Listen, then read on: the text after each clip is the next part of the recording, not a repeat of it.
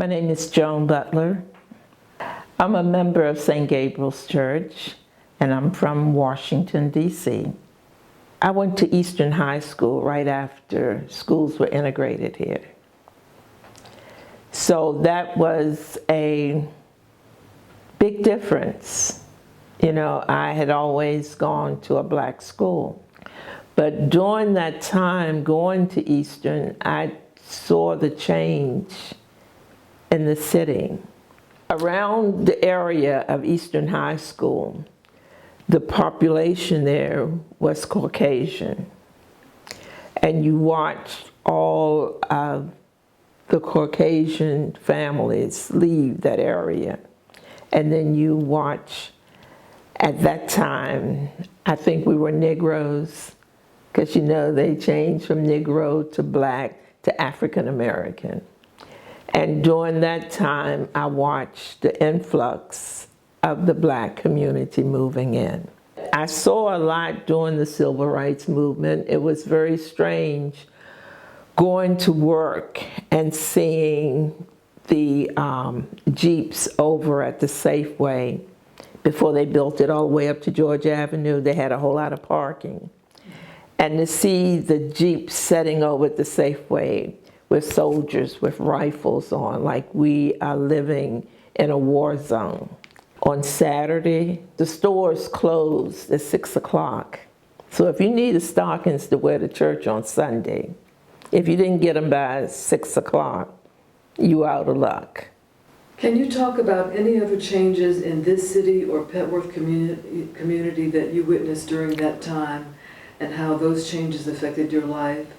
I don't know how they have really affected my life. You know, at one time, U Street was our entertainment. We didn't go downtown. We went U Street. We went to the Howard Theater. We went to the Lincoln, the Republic, and it's another theater down there. And they had the Junkanoo, and then Ben's Chili Bowl and all that. Everything was on U Street for black people / colored people / Negro people. That was all U Street. We didn't go downtown. Now things have changed. It seems like the U Street area is more white than black now. The change here at St. Gabriel's, the white people that were here, they were nice, but soon they left. All of them didn't leave, but quite a few of the white community moved away. What did worship services at the church look like before, during, and after the Civil Rights era? The only thing I think happened is they got a gospel choir. You could participate fully. The one thing that the church had is they did the Mass in Latin. All your responses were in Latin. So you paid attention. You paid more attention to the service. And we all had little black books, our missal. It was English on one side, Latin on the other. So if you're paying attention, then you can respond and you learn to speak the Latin because you would hear it all the time. There was one thing that they instilled in us is that if you missed the readings, and you had to hear all of the readings, if you didn't hear the readings, you had to stay for the next Mass. And I am just so surprised at how many people come in church today, and they will sashay up to the front of the church, sit down, and next thing you know, it's time for communion, and they go get communion.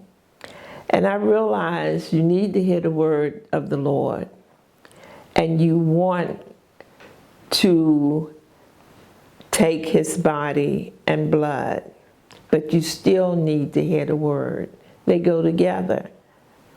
I've been in the sodality since, I think it was 88 when I joined, 1988, when I joined the sodality. And I have been treasurer, I've been vice prefect and prefect. I was president of Sodality Union. And for a little while, until my mother got sick, I was the third vice president of the Council of Catholic Women. But I had to resign because my mother was very sick. But, oh, and I'm a Eucharistic minister. So, you know, it seemed like I got into the sodality and doors started opening. And I just worked where I could work, you know, for the church. And I truly enjoyed it. What I would like to pass on is that we all need help. We need help in different ways. God has given all of us talents. As long as we read His Word and you hear Him, He is saying, treat your neighbor like you would want to be treated. Now, He may not say that exact word, but He does say, love as I have loved you. And love doesn't mean in love. Love means to treat a person with respect. And I realize are you a millennium? Right. Your generation, every generation is different. And in your generation, you may not want to be on a committee, but you know that committee needs help and you know where your expertise lies. So you can step in and ask, can I help? Because a lot of times we always picking the same people and they're already doing something. And we need to reach out to the generation that's coming up and ask for their help. I think if we reach out to the generation that's coming in, they may say, no, I don't want to be on your committee. What do you need done? Oh, I can do that. I'll do that. But I really don't want to be on the committee. But that's their way of giving. And you don't want to block a person from giving, because when they give, they get a blessing too.